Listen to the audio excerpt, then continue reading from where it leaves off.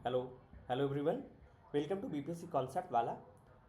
हम लोगों ने 1 जनवरी से लेके 7 जनवरी तक जो करंट अफेयर था उसको हम लोगों ने डिस्कस कर लिया था। इस वीडियो में हम लोगों 8 से लेके 15 जनवरी तक का जो इम्पोर्टेंट करंट अफेयर्स है उसको हम बहुत ही डिटेल में कवर करेंगे। आप लोगों को पता है, हालांकि बताने की ज़रूरत नहीं है कि ये कौन कौन से एग्जाम के लिए ज़रूरी है। So this video is equally important for all the exams in which current affair is asked.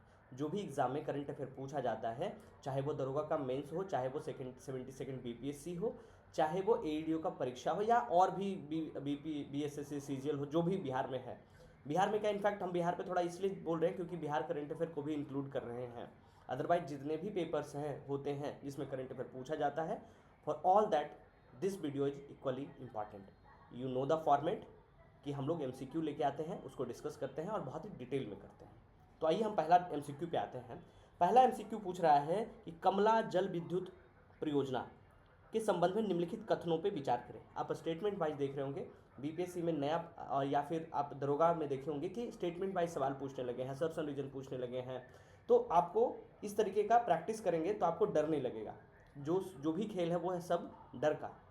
अगर आप एग्ज़ाम में डर गए तो आप सवाल गलत करके आएंगे। अगर आप उस चीज़ों की प्रैक्टिस करके जाएंगे तो आपको डर नहीं लगेगा। तो कमला विद्युत परियोजना की बात की जा रही है और उसके संबंध में कथन दिया गया है 3। बोला गया कि यह अरुणाचल प्रदेश का कमले जिले में कमला नदी पर स्थित है, जो एक सुबनसिरी एक सहायक नदी है। ये 2016 मीटर ऊंचा कॉन्क्रीट ग्रेविटी बांध है और उसका बोला गया कितना बिजली निकलेगा, और बिजली उत्पादन के अलावा इस परियोजना में ब्रह्मपुत्र घाटी के बाढ़ नियंत्रण के लिए भी डिजाइन किया गया है। आपके दिमाग में जैसे ही ये कमला जल विद्युत परियोजना आया होगा तो आप तुरंत सोच रहे होंगे कि ये कमला नदी पे है क्या। तो ये कमला नदी वाला नहीं है, ये बिहार वाला नहीं है, ये कामले हाइड्रो इलेक्ट्रिक प्रोजेक्ट जो है वो अरुणाचल प्रदेश का है। हम आपको थोड़ा सा ब्रीफ कर दे रहे हैं कि कहाँ की बात की जा रही है। This is the flood area और this is the basin area of Brahmaputra river. Brahmaputra river, तो ब्रह्मपुत्रा रिवर देखेंगे कि यहाँ से एंट्री मार रही है, ये तिब्बत होगा और चाइना होगा, और यहाँ से एंट्री मार रही है नामचा बारवा से। तो ये पूरा का पूरा यहाँ पे देखेंगे कि these are the tributaries. Lohit है, बूढ़ी दिबांग है ना, धनसिरी है, कोपी है, और अगर आप ऊपर में देखेंगे कि दिबांग है, सियांग है, सुबनसिरी है ना, भराली है, भरांदी है, मानस है, ये सब दीज आर द तीस्ता है, दीज आर द ट्रिब्यूटरीज। तो अब हम कमला नदी कहाँ पे आएंगे, तो आप देखेंगे कि जो कमला नदी है वो किसकी ट्रिब्यूटरी है। ये देखेंगे कि सुबनसिरी रिवर जो है इसकी एक ट्रिब्यूटरी है कमला नदी, और इसी नदी पे जो है वो कमला हाइड्रो इलेक्ट्रिक प्रोजेक्ट बन रहा है। हाइड्रो इलेक्ट्रिक प्रोजेक्ट की बात जब भी की जाती है तो आपके दिमाग में तुरंत आना चाहिए कि एक बांध बनेगा इस तरीके का, जिसको हम इंग्लिश में क्या कहते हैं, डैम होगा। आपके एक साइड में क्या होगा, पानी को हम स्टोर करेंगे। जब पानी को हम स्टोर करेंगे तो उसका एक बहुत बड़ा एरिया जो है बेसिन होगा, जो बहुत सारे जो एरिया होंगे वो पानी में डूब जाएंगे। तो इसके फ़ायदा क्या क्या है, फ़ायदा ये है कि हम इससे सबसे पहले तो कि इलेक्ट्रिसिटी जनरेट करेंगे, इसमें फिशिंग हो जाएगा, ठीक है, हम इससे फ्लड कंट्रोल कर सकते हैं, ये सब जो है, ठीक है। तो जो कमला हाइड्रो इलेक्ट्रिक प्रोजेक्ट है ये अप्रूव किसके द्वारा किया गया है, तो ये अप्रूव किया गया है अभी हाल में ही पीआईबी के द्वारा, पब्लिक इन्वेस्टमेंट बोर्ड के द्वारा। पब्लिक इन्वेस्टमेंट बोर्ड क्या होता है, पब्लिक इन्वेस्टमेंट बोर्ड जितने भी जो कह सकते हैं कि पीएसयूज हैं उनको फंड किया करता है।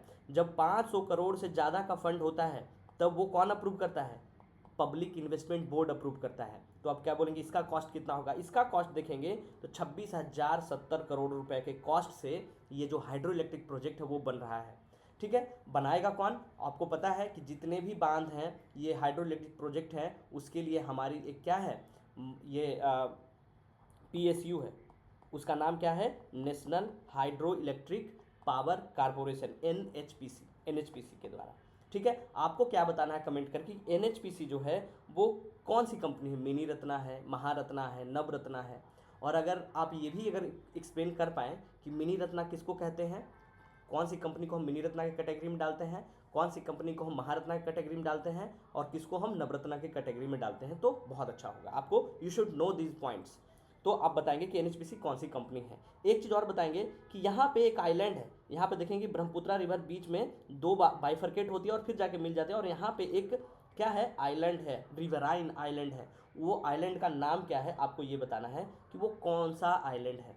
आपको बता दिए। अब इसका बता दे रहे हैं कि ये बांध तो बन गया, तो ये बांध का खर्च कितना हो गया 26,070 करोड़। ये कितना ऊंचा है, इसका हाइट की अगर बात करेंगे तो ये है 216 मीटर ऊंचा। और ये क्या है, कॉन्क्रीट ग्रेविटी डैम है। पहले के ज़माने में मिट्टी से भी जो बांध बना दिया जाता था, अभी क्या है कि पूरे कॉन्क्रीट का बनता है, और वो कॉन्क्रीट ग्रेविटी डैम उसको बोलते हैं। ठीक है, there are a lot of type of dams, तो आपको नहीं ये जानना है, आपको बस ये जानना है कि ये कॉन्क्रीट ग्रेविटी डैम है। 216 मीटर इसकी हाइट है। और इसमें जो अंडरग्राउंड, इसमें जो पावर हाउस है वो क्या है, अंडरग्राउंड पावर हाउस है। मतलब ये बांध में ही अंदर में जो पावर हाउस बनाया गया हुआ है, ये पावर ग्रिड बनाया हुआ है, और ये 1720 मेगावाट का बिजली उत्पादन करेगा। और एनुअली कितना यूनिट देगा, तो वह 6892.92 मिलियन यूनिट एनुअली देगा, annually. Alright, 6892.92 million unit annually देगा। और वो कितना 1720 मेगावाट का पावर हाउस बन रहा है, और ये क्या है, ये अंडरग्राउंड पावर हाउस है। अब हम आएंगे ये सवाल पे कि सवाल में क्या कह रहा है, तो आपको अब सवाल लग जाएगा। क्या बोल रहा है कि the project is located in Kamle district of Arunachal Pradesh in Kamla river which is tributary of Subansiri, true. It features a 216 metre high concrete gravity dam, true. आगे पढ़ते, expected to generate 6869.92 million unit annually, true. Besides power generation the project is design to flood moderation in Brahmaputra river. Obviously आप अभी हम लोग क्या देखे थे कि जो सुबनसिरी रिवर है वो ब्रह्मपुत्र रिवर की ट्रिब्यूटरी है, और कामले इसकी ट्रिब्यूटरी है। तो ये पूरा जो ब्रह्मपुत्र का जो वैली है उसमें फ्लड मैनेजमेंट का भी काम करेगा। So for that we have a answer कि ये तीनों सही है। सो 1, 2 एंड 3 सभी सही हैं। इसमें जो याद रखने की बात है वो ये है कि ये सुबनसिरी रिवर की ट्रिब्यूटरी है कौन सी, कमला नदी। ये है कहाँ, अरुणाचल प्रदेश में, नॉर्थ ईस्ट में। आपको पता होना चाहिए कि नॉर्थ ईस्ट किसको कहते हैं। ठीक है, आप बताएंगे नॉर्थ ईस्ट में कौन कौन से स्टेट आते हैं, वो स्टेट का नाम बताएंगे, जिसको 7 सिस्टर्स कहते हैं। ठीक है, अगला सवाल पे आते हैं। बोला गया Aralam butterfly sanctuary. Aralam butterfly sanctuary is the first of its kind in Kerala. ये बता दिया कि कहाँ है, केरला में है। Situated in which district. अब बोलेंगे कि ये घुस के सवाल क्यों इंपॉर्टेंट है। इंपॉर्टेंट इसलिए है कि अभी हाल में ही जो आर्लम बटरफ्लाई सेंचुरी है इसका नाम बदला गया। पहले इसका नाम क्या था, इसका नाम था आर्लम वाइल्ड लाइफ सेंचुरी, उसका नाम बदल के कर दिया गया है बटरफ्लाई सेंचुरी। वाई, क्योंकि यहाँ 266 स्पीसीज पाए जाते हैं, स्पीसीज ऑफ बटरफ्लाई। बटरफ्लाई का 266 तरह का स्पीसीज पाया जाता है। अगर हम देखेंगे पूरा स्पीसीज का तो 80% जो है वो आर्लम बटरफ्लाई सेंचुरी में ही पाया जाता है। फॉर इसलिए इंपॉर्टेंट है। ये कितना एरिया में फैला हुआ है, so this wild life century और दिस बटरफ्लाई सेंचुरी जो spread in 55 square kilometre area में ये फैला हुआ है। ऑलराइट, तो ये बोलेंगे कहाँ है, अभी तो ये बता नहीं, ये है कहाँ, ये कुन्नूर डिस्ट्रिक्ट में है। कहाँ, ये केरला का कुन्नूर डिस्ट्रिक्ट में ये है। और ये कौन से एरिया में पड़ जाएगा, वेस्टर्न घाट या ईस्टर्न घाट, ऑब्वियसली वेस्टर्न घाट में ये है।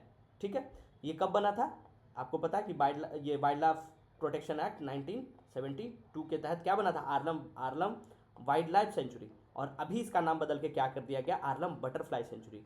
द रीजन बीइंग कि इसमें 266 टाइप ऑफ स्पीसीज पाए जाते हैं। ठीक है, अब हम देखेंगे बायनाड। बायनाड में क्या है, बायनाड में क्या है, एलिफेंट सेंचुरी है वायनाड का। और त्रिशूर में एक बहुत ही फेमस है जिसको बोलते हैं Chimmini, CHIMMINI, Chimmini wild life sanctuary is in Thrissur.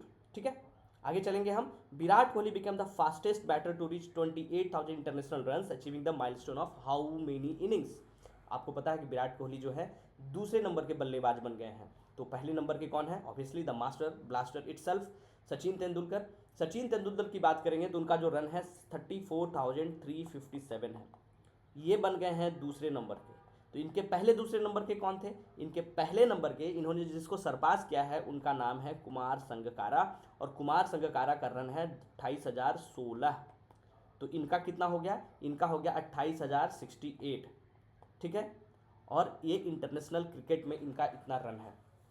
ठीक है, तो इसलिए ये सेकंड नंबर के बन गए। पहले नंबर के कौन है, सचिन तेंदुलकर, मास्टर ब्लास्टर। कितने इनिंग में इन्होंने खेला, अगर बात करेंगे इनिंग की तो 644 इनिंग में सचिन तेंदुलकर ने इतना रन बनाया था। बट ये बहुत कम इनिंग्स में, अगर हम बात करेंगे 28,000 रन्स की, तो कोहली ने मात्र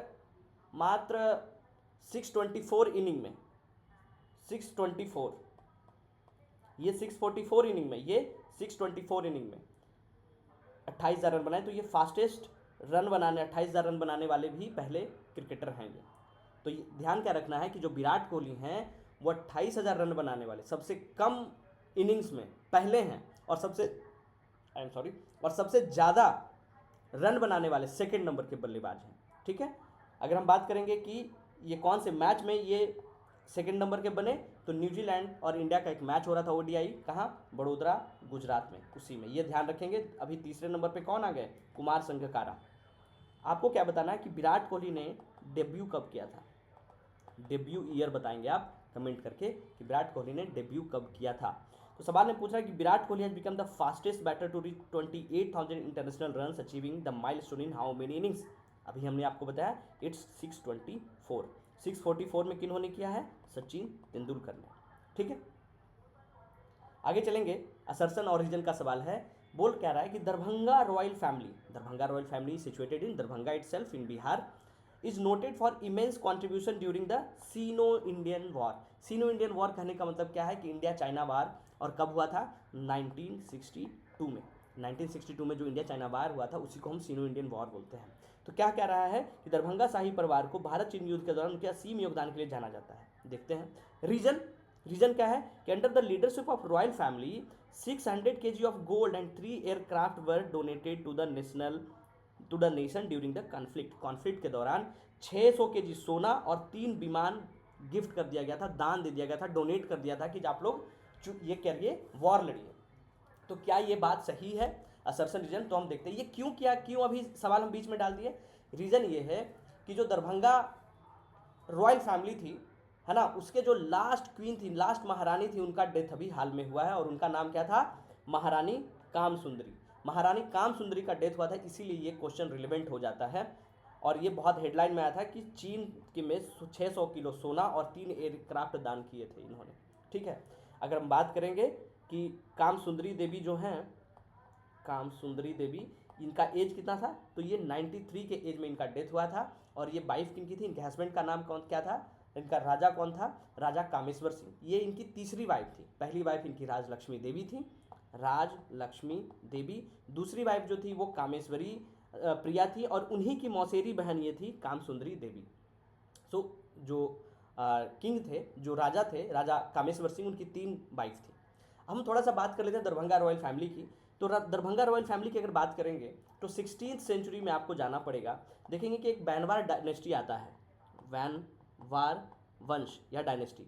उसका जब वो पतन होने लगता है, जब वो डिक्लाइन करने लगता है, उसी समय अकबर क्या करता है, उसमें अकबर था मुगल का शासक। अकबर क्या करता है कि महेश ठाकुर को क्या करता है कि बोलता है कि जो दरभंगा वाला एरिया में है तुम राज करो, और वहीं पे ये बनाते हैं क्या, खंडवाला डायनेस्टी को ही क्या कहते हैं, दरभंगा राज कहते हैं, खंडवाला डायनेस्टी। ठीक है, वहीं से फिर मिड कैपिटल जो है बनाते हैं दरभंगा को, लक्ष्मण सिंह। ये सब जो इंपॉर्टेंट है बस याद रखना कि लक्ष्मण पूछ देगा कि दरभंगा को राजधानी किन्होंने बनाया था, तो दरभंगा राज के एक राजा हुए थे लक्ष्मण सिंह, उन्होंने बनाया था। और 1857 के दौरान कौन थे राजा, हालांकि during the 1857 the revolt of 1857 जो दरभंगा राज थे वो ब्रिटिशर्स को ही सपोर्ट किए थे। तो what was the name, his name was Maheshwar Singh, जो ब्रिटिश को हेल्प किए थे। और the last king was Kameshwar Singh. तो हम अब सवाल देखते हैं। सवाल में पूछा है कि दरभंगा शाही परिवार को भारत चीन युद्ध के दौरान असीम योगदान के लिए जाना जाता है। जी सही बात है। और शाही परिवार के नेतृत्व में युद्ध के दौरान 600 किलो सोना ये सब दिया गया था। ये दोनों सही है असर्शन, और उसका रीजन सही है कि क्योंकि उन्होंने 600 किलो सोना 1962 के वॉर के दौरान दिया था। 1962 में who was the president of prime minister of India, you have to comment in the comment box. अगला सवाल कि which institution develop the climate suitable saffron plant. Climate suitable saffron plant, saffron क्या होता है, केसर, है ना, केसर वाली जो आप लोग मिठाई खाते हैं या दूध पीते होंगे केसर डाल के, है ना, आजकल केसर हर चीज़ में केसर आ गया है। तो जो केसर है और उसका डिमांड बहुत है, आपको पता है कि केसर कौन से सॉइल में पाया जाता है, आपको कमेंट करके बताना है कि केसर जो है कौन से सॉइल में उत्पादित किया जाता है, प्रोड्यूस होता है, और वो कहाँ, कश्मीर में होता है ऑब्वियसली, और कौन से मिट्टी में होता है, आपको ये बताना है। तो क्लाइमेट सूटेबल सैफरन प्लांट को क्या बोला गया है कि पेटेंट दिया गया है, क्या कि रिसीव्ड ए पेटेंट इन जनवरी 2026। किस संस्थान ने जलवायु अनुकूल केसर, जलवायु अनुकूल केसर क्या होता है कि जहाँ उसका जलवायु जो ओरिजिनली जहाँ वो बिलोंग करता है वहाँ ना करके हम दूसरे जगह पे, है ना, दूसरे जगह पे जाके सेम उसी तरीके का उसको हम क्या करेंगे, क्लाइमेट देंगे और वहाँ हम उत्पादन करेंगे। उससे क्या होगा कि जो ट्रांसपोर्टेशन वगैरह का जो खर्च हो जाता है, जो महंगाई हो जाता है, उसको हम रिड्यूस कर पाएंगे। तो वो कौन सा इंस्टीट्यूशन है, वो है Bihar agriculture institution. Bihar agriculture institution पेन कहा गया। बिहार एग्रीकल्चर इंस्टीट्यूशन को ही क्या दिया है, पेटेंट दिया। अब आपके दिमाग में कि व्हाट इज पेटेंट, पेटेंट क्या है, patent is exclusive right granted for anything. और इसी को बाद में हम जो इसका जो डेवलप फॉर्म है उसको हम क्या बोलते हैं, IPR, इंटेलेक्चुअल प्रॉपर्टी राइट। अगर आप किसी चीज़ का पेटेंट करवा लेते हैं तो आपका राइट होता है कि अगर वो सेम चीज़ कोई बनाएगा तो आप उससे क्या कर सकते हैं, उसमें आपका अधिकार रहता है, ठीक है। और ये कौन मिनिस्ट्री के अंदर आता है, you have to comment in the comment box. ये आपको कुछ थोड़ा इन्वॉल्व होना पड़ेगा, आप भी बताएंगे तब आपको समझ में आएगा। और कमेंट, कुछ लोग क्या है कमेंट नहीं करते हैं, कमेंट क्यों नहीं करते, उनको लगता है आता है। भाई एग्जाम में यही सब चीज़ गलती होता है, कमेंट करेगा ना तो वो आपके दिमाग में रह जाएगा, इसलिए हम बोलते हैं, ठीक है। तो जो पेटेंट वाला है, ये पेटेंट दिया गया क्लाइमेट सूटेबल सैफरन प्लांट को कब दिया गया, ये 9 जनवरी 2026 को दिया गया बिहार के एग्रीकल्चर यूनिवर्सिटी को। एग्रीकल्चर यूनिवर्सिटी की बात करें तो ये कहाँ है, ये है साबौर, भागलपुर में,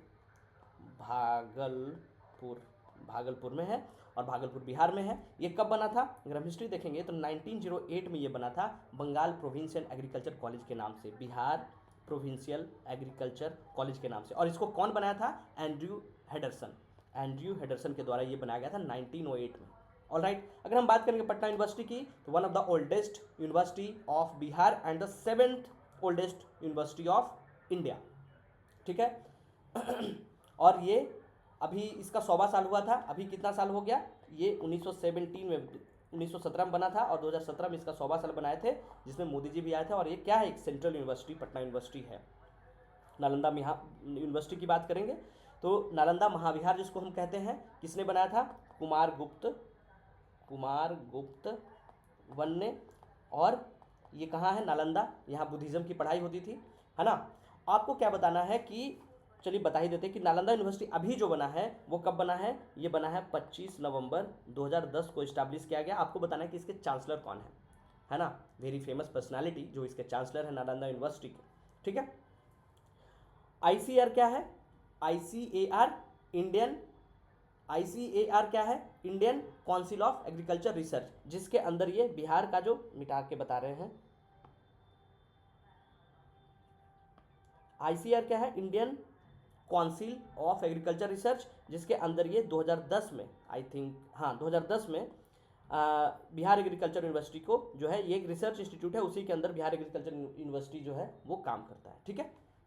तो क्लाइमेट सूटेबल सैफरन प्लांट के लिए जो दिया गया है वो किसको दिया गया है, ये दिया गया है बिहार एग्रीकल्चर यूनिवर्सिटी को। इसमें क्या दिया गया है कि आप इन विट्रो टिश्यू कल्चर करेंगे, कि इन विट्रो टिश्यू कल्चर करेंगे। जो टेक्नोलॉजी है वो क्या है, इन विट्रो टिश्यू कल्चर। और ये कितने दिनों में बन जाएगा, ये 90 से 110 दिनों में कल्टीवेट हो जाएगा, है ना। सैफरन जो लगाएंगे, आप देखे होंगे कि कभी कभी हाईवे वाईवे से क्रॉस करते होंगे तो इस तरीके का पॉली हाउसेस बना होता है, उसी में क्या होता है, कंट्रोल इन्वायरमेंट दिया जाता है, ठीक है। तो 2-3 चीज़ याद रखेंगे कि 90 से 110 दिनों में क्या है, ये कल्टीवेट हो जाएगा और इन विट्रो टिश्यू कल्चर के थ्रू ये बनाया जाएगा। और पेटेंट दिया है बिहार एग्रीकल्चर यूनिवर्सिटी को। अगला सवाल पे चलते हैं कि who was the winner of national design competition for the Aadhaar Muscat, UDI, उदय जिसको बोलते हैं, है ना। तो उदय आपको पता होना चाहिए कि आधार जो है पहले है क्या, Aadhaar is a unique number, 12 digit का एक यूनिक नंबर होता है। तो आप ये याद रखेंगे कि 12 डिजिट का, कितने डिजिट का होता है, 12 डिजिट का एक यूनिक नंबर होता है। और इसको रेगुलेट कौन करता है, उसी इंस्टीट्यूशन का नाम है UIDAI, जिसका फुल फॉर्म क्या होता है, unique identification authority of India. ये क्या है, एक स्टेट्यूटरी अथॉरिटी है और ये जनवरी 2016 में बनाया गया था UIDAI के। और ये किसके अंदर काम करता है, ministry of electronics information and technology, जिसको मिति बोलते हैं, है ना। आधार एक्ट 2016 के थ्रू बनाया गया था। अगर हम बात करेंगे तो आधार का जो इसी का एक क्या बनाया गया था, जो बनाया गया है ये है शुभंकर मतलब क्या बोलते हैं उसको, मस्कट। और इसका नाम क्या है, उदय। ये उदय भाई हैं, दिल के बहुत अच्छे हैं, लेकिन जब गुस्सा आता है तो पैर हाथ तोड़ देते हैं। भगवान का दिया हुआ सब कुछ है इनके पास, बस संजना बहन की शादी नहीं हो रही है इनकी। तो ये उदय भाई हैं और इनके मित्र हैं कौन, मजनू भाई, हालांकि चौक सपाट। तो ये उदय भाई हैं और ये इनका नाम उदय रखा गया है, उदय, ठीक है, ये शुभंकर का नाम। और ये क्या है, आधार का है। इसका टैगलाइन क्या है, इसका जो टैगलाइन है वो क्या है, your campaign in Aadhaar journey, your campaign in Aadhaar journey. ये लाइन याद रखेंगे और इनका नाम उदय रखेंगे। अब उन्हें ये चूज कैसे किया गया, तो माई गवर्नमेंट पोर्टल पे एक कंपटीशन करवाया गया था जिसमें बोला गया कि इसका नाम और इसका जो पिक्चर है वो कैसे होगा माई गवर्नमेंट पोर्टल पे, ये ध्यान रखेंगे। तो जो विनर हुए, इसमें सवाल पूछा हुई the winner of national design competition, जो डिजाइन के जो विनर हुए उनका नाम है अरुण गोविल, अरुण गोकुल, सॉरी गोविल नहीं, वो तो दूसरे साहब हो गए, राम जी हो गए, गोविल, अरुण गोकुल। और ये केरला के रहने वाले हैं, त्रिशूर केरला के, इन्होंने जीता। और रिया जैन जो हैं उन्होंने नाम दिया था कि इसका नाम क्या होगा, उदय।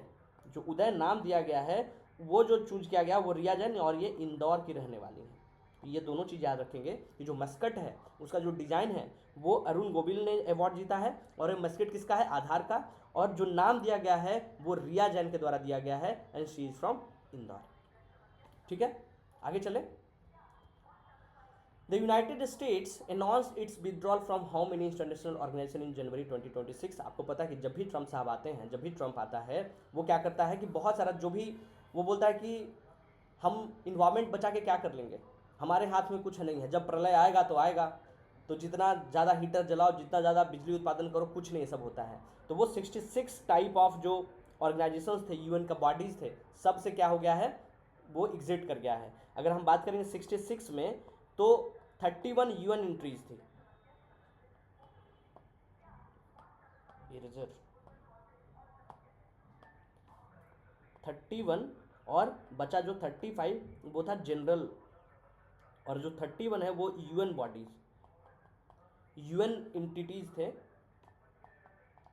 उससे एग्जिट किया है। और बाकी जो 35 थे वो नॉन यूएन और जनरल। ठीक है, एक चीज़ और है, आप लोग नाम सुने होंगे ISA, जिसको क्या बोलते हैं, Indian solar alliance. Modi ji गए थे कहाँ, लंदन, लंदन का एक पार्क का नाम है वेम्बले स्टेडियम, वहाँ जाके बोल दिए थे सूर्यपुत्र। सूर्यपुत्र किसको बोले थे, जो कंट्री है जो भी कैंसर, ट्रॉपिक ऑफ कैंसर और कैप्रिकॉन के अगल बगल होता है उसको हम लोग क्या कहते हैं, सनशाइन कंट्रीज। और मोदी जी उसको जाके बोल दिए थे सूर्यपुत्र, और बोले कि हम लोग को क्या करना चाहिए, एक इंस्टीट्यूशन बनाना चाहिए जिसको बोला गया इंटरनेशनल सोलर अलायंस। और ये बनता कहाँ है, पेरिस में। कब बनता है, 30 नवंबर 2015 को। और इसका हेडक्वार्टर जो है वो गुड़गांव में बनता है, हरियाणा में। तो इंडिया के द्वारा ही था। ISA से भी ये जो यूएसवा है वो क्या कर गया, एग्जिट कर गया, बोला ना हम नहीं मानेंगे सब, हम ये ढकोसला है। आपको क्या बताना है, ISA जो है इंटरनेशनल सोलर अलायंस, इसके डायरेक्टर जनरल कौन है, इसके डायरेक्टर जनरल का नाम है अक्षय खन्ना। अक्षय खन्ना है ना, अक्षय खन्ना, वो लिहारी वाला अक्षय नहीं, अक्षय खन्ना नहीं, अक्षय खन्ना जो है इसके डायरेक्टर जनरल हैं। पूछ सकता है। आपको पता है कि ग्रुप ऑफ सनशाइन कंट्रीज का जो है इंटरनेशनल सोलर अलायंस है, उससे भी यूएस निकल गया है। ठीक है, आगे बढ़े। अगला सवाल जो है फिर से आ गया स्टेटमेंट वाइज कि बिहार के हालिया तकनीकी और ऊर्जा विकास के संबंध में कथनों पर विचार करें। पहला कथन है कि scientist at Bihar agriculture university develop climate suitable saffron plants using in vitro tissue culture that are ready for harvest in 90 to 110 days. अभी हम लोग बस जस्ट 5 मिनट पहले पढ़े होंगे कि पेटेंट दिया गया है किसको, बिहार एग्रीकल्चर यूनिवर्सिटी को, और किस लिए कि वो सैफरन को इन्वायरमेंटल कंडीशन में उगाए। और उसका जो कल्टीवेशन टाइम था क्या था, 90 से 110, और जो टेक्नोलॉजी था वो क्या था, इन विट्रो कल्चर। तो ये तो सही है। अगला बोला कि Kajra solar plus storage project in Lakhisarai. अब ये तो नहीं है, मामला गया फंस। तो हम लोग सबसे पहले देख लेते हैं कजरा सोलर जो है वो है, जो कजरा जो है वो है कहाँ। सबसे पहले हमको ये पता होना चाहिए कि कजरा है कहाँ, वो है लखीसराय डिस्ट्रिक्ट में, लखीसराय डिस्ट्रिक्ट में। ठीक है, कितना एरिया में फैला हुआ है, यहाँ है क्या, पहले ये बता रहे हैं। यहाँ पे है सोलर। अब सोलर जो लगा हुआ है, धूप से क्या होगा, एनर्जी वो गेन करेगा, तो उसको स्टोर करना पड़ेगा ना, बैटरी लगाना पड़ेगा। तो सोलर के साथ हम क्या बनाए हैं, storage project, solar plus storage. जब स्टोरेज लगाए हैं तो वहाँ बहुत सारी बैटरीज होगी जहाँ स्टोर करेंगे हम बिजली को। तो सोलर के साथ जब भी आएगा तो वो क्या आएगा, स्टोरेज आएगा ही आएगा। तो सोलर प्लस स्टोरेज प्रोजेक्ट है, ये किसके द्वारा किया गया है, यह Bihar state power generation company limited BSPGL के द्वारा, BSPGL, ये भी ध्यान रखेंगे, BSPGL के द्वारा। अब ये कितना एरिया में है, ये है 1262 एकड़ है, लैंड है, 1262 एकड़ लैंड है उसमें। और अगर मानेंगे वहाँ के जो चीफ इंजीनियर वगैरह बता रहे हैं कि ये 1500+ करोड़ का ये प्रोजेक्ट है। ठीक है, हमारे मतलब का चीज़ अब आता है कि हम सोलर से कितना बिजली जनरेट करेंगे और हम कितना स्टोर करेंगे। तो अगर हम बात करें तो यहाँ से हम, ये हिल क्यों रहा है, यहाँ से हम 301 मेगावाट का बिजली क्या है बनाएंगे, सोलर बिजली बनाएंगे और स्टोर करेंगे 495 मेगावाट आवर बैटरी का हम स्टोरेज करेंगे।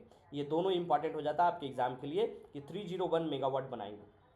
ठीक है, और अगर देखा जाए तो ईस्टर्न इंडिया का सबसे बड़ा प्रोजेक्ट ये है ना, one of the largest project of eastern India. ठीक है, अब हम देखेंगे कि क्या ये दोनों एक ही फेज में बन जाएगा, तो इसको ना 2 फेज में बनाया जा रहा है। पहला फेज जो है, फेज 1 की बात करेंगे अगर, तो फेज 1 जो है वो 185 मेगावाट सोलर कैपेसिटी का बन गया है और साथ में 254 MWH मेगावाट आवर का स्टोरेज भी बन चुका है।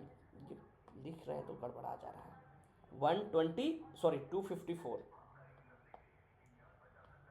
254 MWH और 185 का ये बन चुका है, ये स्टोरेज है। और एक आप कहीं पढ़ेंगे टर्म, उसको बोलता है बेस।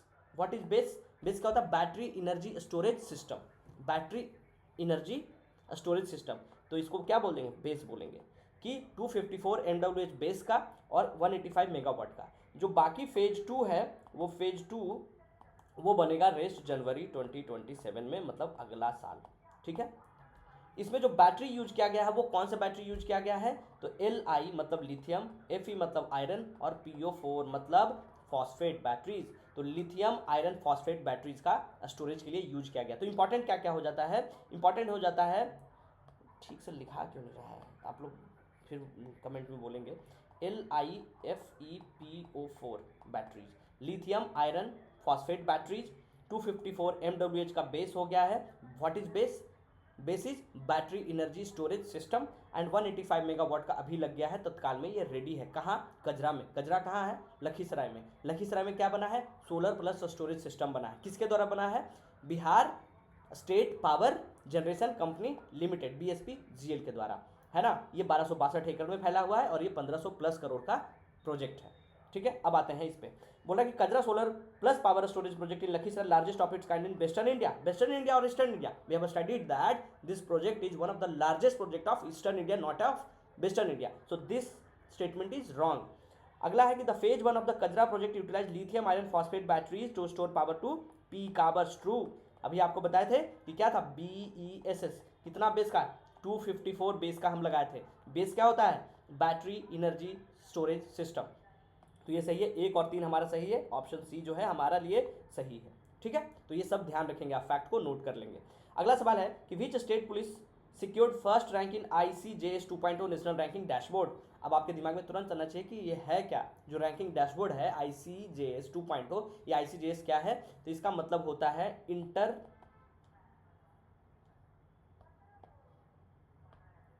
पीला कलर से लिखे, नहीं लाल से लिखे, inter operable crime justice system. जब क्राइम जस्टिस सिस्टम की बात आ रही है, मतलब क्या? ये होम मिनिस्ट्री का आएगा, पुलिस से रिलेटेड है, होम मिनिस्ट्री से आएगा। ठीक है, और ये इंपॉर्टेंट क्यों है? क्योंकि अमित शाह मोटा भाई ने खुद ही इसका इनॉग्रेशन किया है। ठीक है, मिनिस्ट्री ऑफ होम अफेयर्स। और ये क्या है? It's A justice delivery system, it's a justice delivery system. इसमें हम क्या करेंगे? हम देखेंगे पुलिस को। पुलिस अगर आपको पकड़ के ले गया तो आप कहाँ जाते हैं? कोर्ट में, तो कोर्ट भी इसमें शामिल है। कोर्ट में जाने के बाद अगर आपको सजा होता तो आप कहाँ जाएंगे? जेल में, तो इसमें जेल भी शामिल है। जेल में जाने के बाद अगर आपको साक्ष्य चाहिए तो फॉरेंसिक लैब भी इसमें शामिल है। और फॉरेंसिक लैब, ये सब साक्ष्य मिल गया तो आपको प्रोसिक्यूशन की बात की जाएगी। तो इसमें कोर्ट, ये police, court, jail, forensic lab and prosecution, ये सब की बात करके इकट्ठे करके बोला गया कि 1 डेटा 1 एंट्री, कि अगर आप एक व्यक्ति हैं तो आपका एक ही डेटा होगा और एक ही एंट्री होगा। ये नहीं कि 4 बार अगर आप कोई क्राइम किए हैं तो 4 जगह जाएगा, नहीं। किस बेसिस पे काम करता है? 1 data 1 entry, 1 data 1 entry basis पे काम करता है। कौन कौन सा? पुलिस, कोर्ट, कोर्ट के बाद कहा जेल, जेल के बाद आप कहाँ जाएंगे? ये फॉरेंसिक के बाद आपका प्रोसिक्यूशन, ये सब के। इसको इम्प्लीमेंट कौन किया है टेक्नोलॉजी को, तो वो जो किया है वो है NIC। अगला में बताते हैं NIC क्या होता है, नेशनल इंफॉर्मेटिक्स सेंटर प्लस साथ में NCRB, national crime record bureau के द्वारा, NCRB और NIC के द्वारा ये इम्प्लीमेंट किया गया है। तो इसमें ना रैंकिंग बनाया जाता है कि कौन सबसे अच्छा स्टेट है। तो इसमें आप देखेंगे तो उत्तराखंड जो है वो पहले नंबर पे है, दूसरे नंबर पे आप ताज्जुब करेंगे हरियाणा है, और तीसरे नंबर पे आप ताज्जुब करेंगे आसाम है। आसाम के लिए ताज्जुब की बात नहीं है, लेकिन हरियाणा के लिए हमारे लिए ताज्जुब की बात है। तो पहला है उत्तराखंड। तो क्यों इसको पहला दिया गया, कुछ तो अच्छा क्या होगा।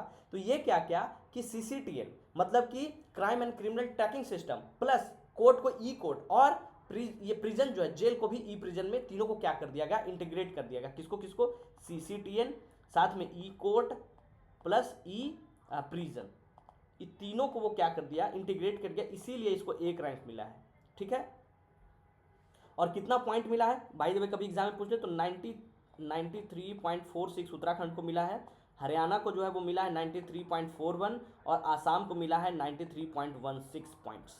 ठीक है, तो आपको पता होना चाहिए कि इंटरऑपरेबल क्राइम जस्टिस सिस्टम क्या होता है। इसमें पुलिस, कोर्ट, जेल, ये प्रोसिक्यूशन एंड फॉरेंसिक लैब, ये सब को मिला के एक सिस्टम बनाया गया है इंटीग्रेट करके, जिसमें 1 डेटा 1 एंट्री की बात की जाती है। It's A justice delivery system, it works under, जहां पुलिस की बात आएगी it's works under home ministry.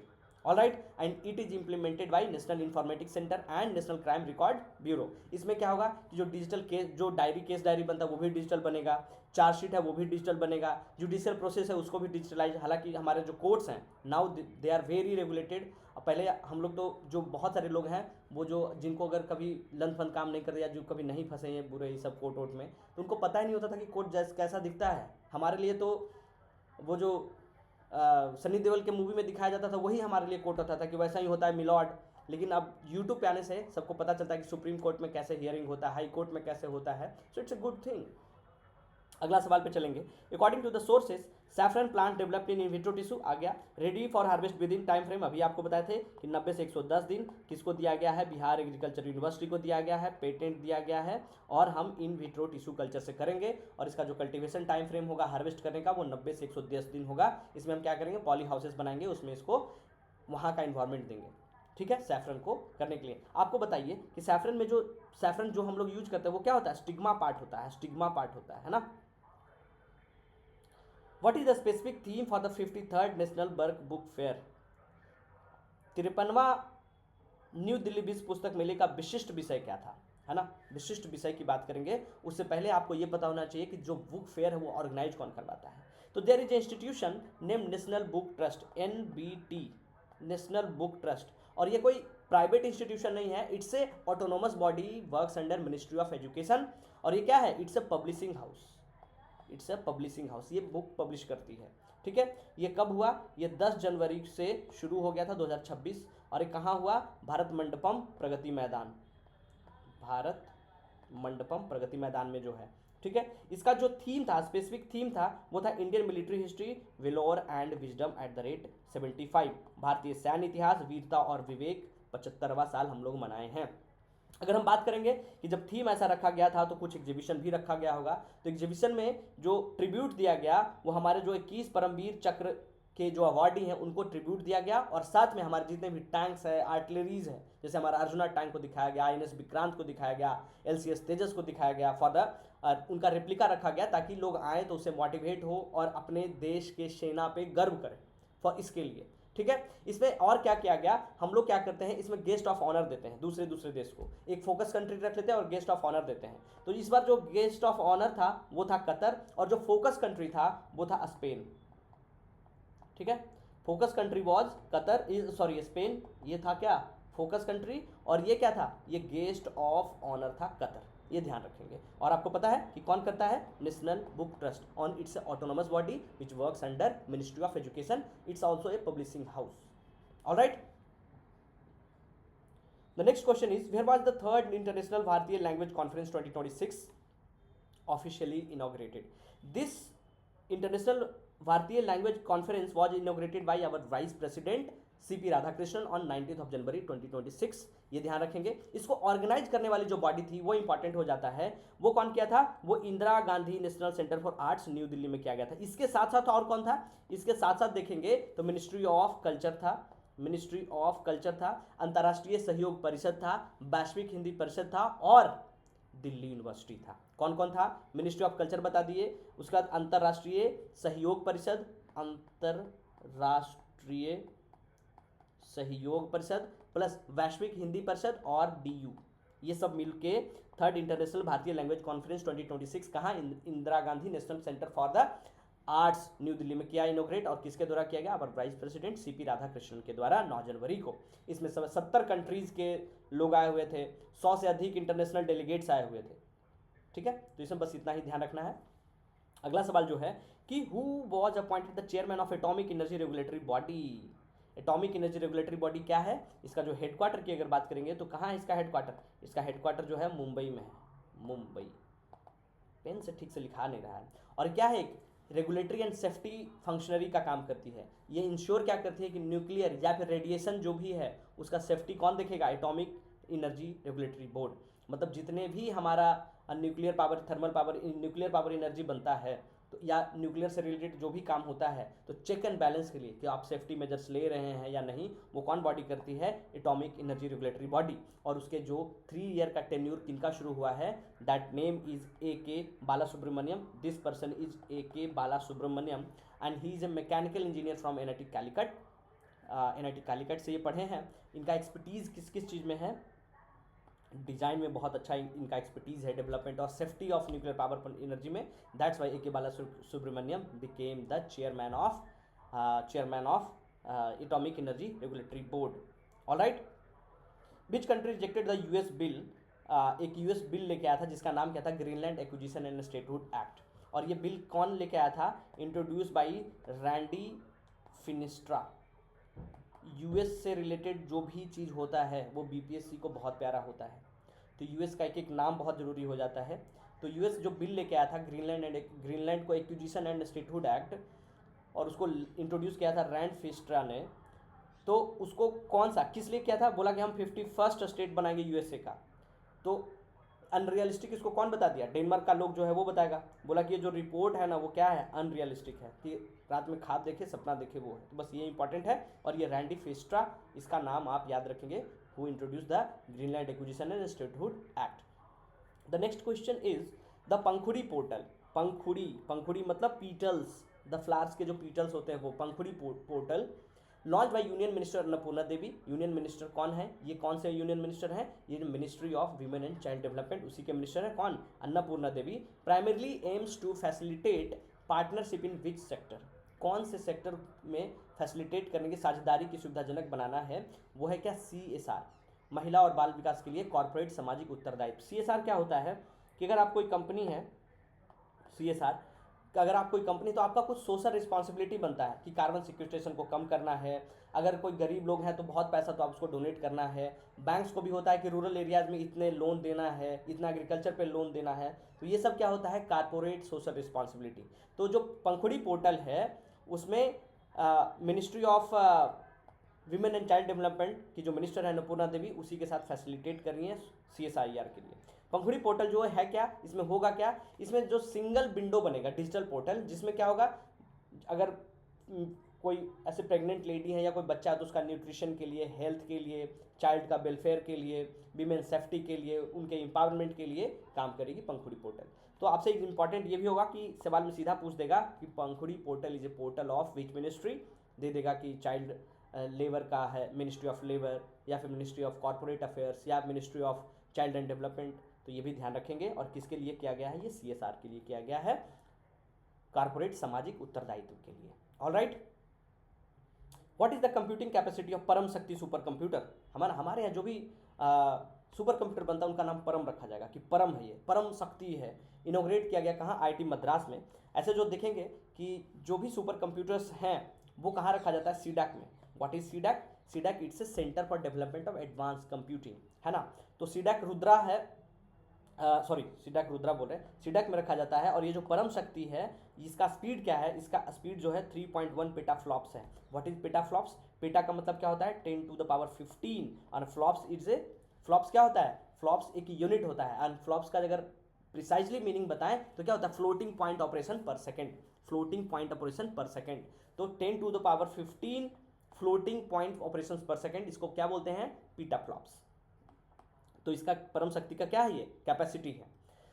इसका यूज क्या करेंगे हम, सुपर कंप्यूटर क्यों बनाते हैं, आपको पता है कि हम लोग हमारा जो जनरेशन है वो बहुत पोल्यूशन करता है, तो क्लाइमेट चेंज कैसे होगा, क्लाइमेट का मॉडरेशन करने के लिए एरोस्पेस का जो कि जहाज कब उड़ेगी, कब आएगी, कहाँ पे उड़ रहा है, रेडार सिस्टम, ड्रग रिकवरी के लिए, एडवांस मैन्युफैक्चरिंग के लिए, ये सब के लिए हम लोगों ने बनाया है। इंडिया का जो सबसे स्पीड सबसे जो तेज है उसका नाम क्या है, सबसे हाई कैपेसिटी का है उसका नाम क्या है, उसका नाम है एरावत। और ये कहाँ रखा हुआ है, ये रखा हुआ है सीडैक पुणे में, सीडैक पुणे में रखा हुआ है। और इसका जो स्पीड है वो 13.17 क्या है, पेटाफ्लॉप्स है। आपको क्या बताना है कि पूरी दुनिया का है ना, पूरे वर्ल्ड का सबसे फास्टेस्ट कंप्यूटर कौन सा है और कौन से कंट्री के पास है और उसका कैपेसिटी क्या है, you have to comment that. अगर नहीं जानते हैं तो सर्च करिएगा और कमेंट करके बताइएगा, ठीक है। अगर हम बात करेंगे तो इसमें जो सर्वर यूज किया गया है वो है रुद्र सर्वर और अल्मा लिनक्स, ये हमारा इंडिजिनस सर्वर है, इस पे काम करता है ये, ठीक है। और ये कौन से मिशन के थ्रू बनाया गया है, नेशनल सुपर कंप्यूटिंग मिशन के द्वारा। आगे चले, Australia captain Alyssa Healy announce retirement from international cricket after upcoming series. वो कौन सा, उनका अपना होम मल्टी फॉर्मेट सीरीज था अगेंस्ट इंडिया। आपको बस ये याद रखना है कि जो विमेन की जो वहाँ की जो कैप्टन थी वो रिटायरमेंट पे आ गई हैं, उनका नाम क्या है, ये है एलिसा हिली, ठीक है, इन्होंने रिटायरमेंट ले लिया है।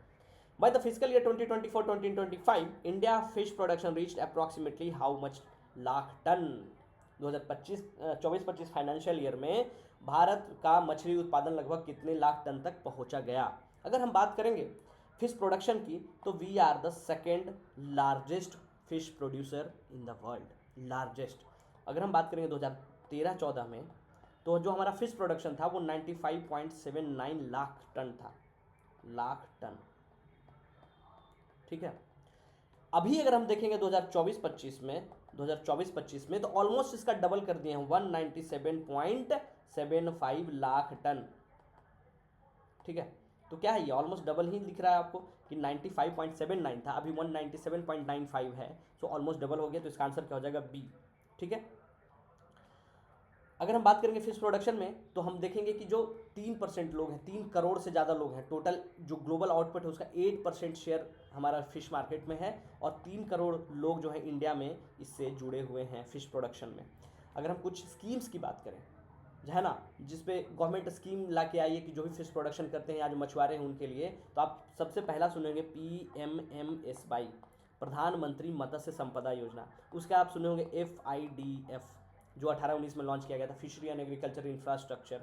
उसके बाद आप सुने होंगे PMMKSSY जिसमें क्या था, PM प्रधानमंत्री मत्स्य किसान समृद्धि सह योजना। और भी आप सुने होंगे कि 680 समथिंग करोड़ लगा के हम लोग कुछ 11 एक्वाकल्चर्स को क्या कर रहे हैं, इंटीग्रेट कर रहे हैं, ताकि एक दूसरे में क्या हो, सामंजस्य हो। अगर किन्हीं के पास सीड्स कहीं पड़ा हुआ है या कोई ऐसा चीज़ पड़ा हुआ है तो एक दूसरे में ट्रांसफर हो जाए, दैट्स वाई। सो ये सब जो स्कीम्स आर द स्कीम्स इसलिए ज़रूरी होता है ताकि वो आप देखेगा रिजल्ट आपको आने वाले 5 साल 10 साल में कि उसका प्रोडक्शन पे, ठीक है। So we are the second largest producer fish producer in the world, ठीक है। अगले सवाल पे हम चलेंगे, और अगला सवाल क्या फिर से आ गया आपका स्टेटमेंट वाइज कि 2016 में अंतर्राष्ट्रीय संबंधों और वैश्विक घटनाओं के संबंध में कथनों पर विचार करें। पहला कथन है, संयुक्त राज्य अमेरिका ने अंतर्राष्ट्रीय सौर गठन ISA सहित 66 संगठनों से हटने की घोषणा की। अभी आपको बताया था कि इन्होंने 66 जिसमें 31 जो थे वो UN की इंटिटीज से और 35 नॉन UN इंटिटीज से ये हट गया था। साथ में जो अंतर्राष्ट्रीय सौर गठबंधन, जो क्या बताए थे कि लंदन के एक स्टेडियम में जाके मोदी जी क्या बोल दिए थे कि सनशाइन कंट्रीज के बारे में कि हम लोग मिलकर एक बनाएंगे, और उसका नाम रखा गया था क्या, इंडियन सोलर अलायंस। इसका हेडक्वार्टर कहाँ, गुड़गांव बनाया गया था, तो इससे भी हट गया है, ये सही है, दिस स्टेटमेंट इज ट्रू। दूसरा बोला है कि India BRICS 2026 presidently logo feature से lotus with 10 petals to represent the newly expanded membership. अब हम ब्रिक्स के बारे में तो नहीं देखे कि कौन सा लोगो नया आया है, तो हम थोड़ा सा देख लेते हैं। उसका अगला है कि Germany has announced visa free transit Indian passport to boost, ये सही है। और ये इसमें 10 पीटल्स नहीं है, इसमें क्या है 5 पीटल्स हैं। और 5 पीटल्स जो वो क्या दिखा रहा है, 5 बेसिक कंट्रीज को दिखा रहा है। तो हम लोग थोड़ा सा इसको देख लेंगे, फिर इस पर आते हैं। This is the logo of, new logo of क्या है, ब्रिक्स, जिसमें आप देख रहे होंगे कि 1 2 3 4 5 पीटल्स है और पांचों 5 कलर में है। और ये जो बीच वाला पीटल्स है वो देख रहे होंगे कि इसे नमस्ते के रूप में है, ठीक है, नमस्ते के रूप में। और हम ये सब क्यों कर रहे हैं, क्योंकि 2026 में जो ब्रिक्स का प्रेसिडेंसी है, it is done by India only, and this logo and website is launched by our foreign minister S Jaishankar. S Jaishankar के द्वारा लॉन्च किया गया है लोगो और वेबसाइट। अगर इसका थीम की बात करेंगे तो थीम क्या है कि building for resilience, innovation, cooperation and sustainability।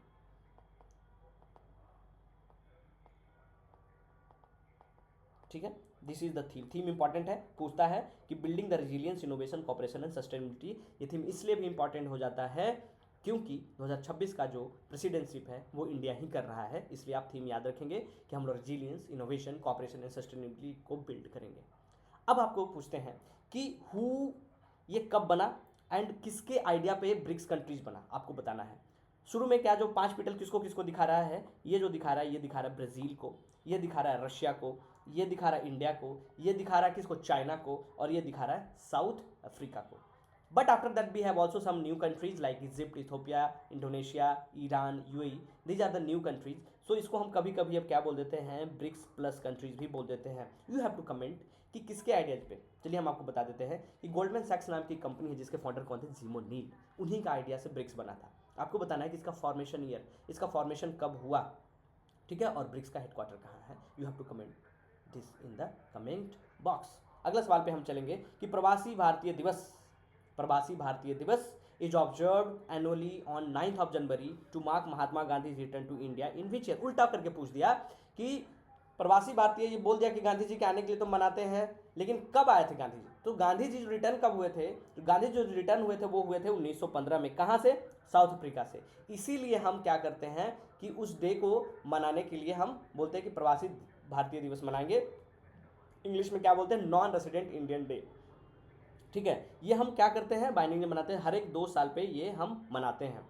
और इस बार जो हुआ था, मतलब 2026 में नहीं, इस बार नहीं, 2025 में हम लोगों ने इसको सेलिब्रेट किया था। और वो कहाँ सेलिब्रेट किया गया था, उड़ीसा में, उड़ीसा भुवनेश्वर में, ठीक है। अगर हम बात करेंगे तो ये कितने नंबर का था, तो ये 18th नंबर का हमारा ये प्रवासी भारतीय दिवस कन्वेंशन 2025 था। और थीम क्या था, डायस्पोराज कंट्रीब्यूशन टू विकसित भारत।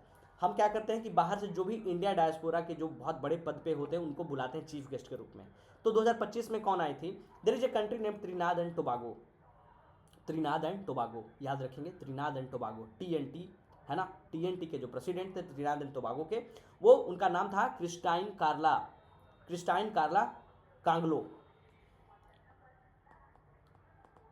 क्रिस्टाइन, ये पूछ सकता है, कार्ला KANGALO, कांगलो। और इनका ना कुछ रिलेशन बक्सर डिस्ट्रिक्ट से, बिहार के। That's why we have invited her कि आप आइए और आप हमारे प्रवासी भारतीय दिवस के चीफ गेस्ट बनिए। And she is the president of, current president of Trinidad and Tobago. All right, clear, आगे चलते हैं। अगला सवाल जो है कि Sikkim state election commission decided to adopt Bihar technology. जब आप इस तरह का न्यूज़ पढ़ते तो आपके भी फेस पे एक हंसी आ जाती है कि हमारे बिहार से भी कोई सीख रहा है। बिहार का टेक्नोलॉजी ड्रिवन इलेक्शन मैनेजमेंट को सीख के वो जा रहा है। और कौन, सिक्किम, जो खुद में एक नॉर्थ ईस्ट का सबसे ज़्यादा एजुकेटेड स्टेट है ना। अगर हम सिक्किम की बात करेंगे तो सिक्किम कब इंडिया में मिला, यूनियन ऑफ जो हमारा यूनियन है उसमें कब मिला।